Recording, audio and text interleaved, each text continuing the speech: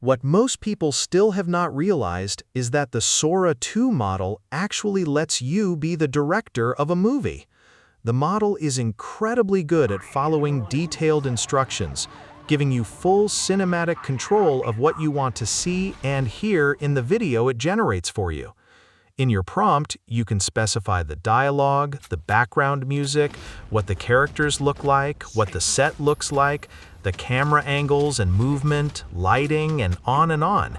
And the generated video will accurately stick to almost all of these details. For example, I want to create a horror movie scene. I'll specify that a young Asian man with glasses and a NASA shirt is walking through his dark basement slowly.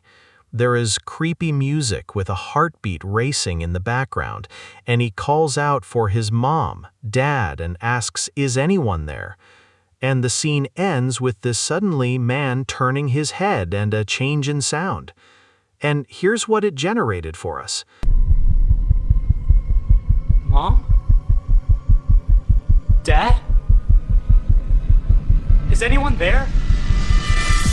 Plus, you take inspiration from some of the best scenes in movies and have Sora implement the same style and feel in your videos. Here's a video inspired by the movie Heat, in the scene where Al Pacino and Robert De Niro's characters meet in a restaurant, except between a cat and a mouse.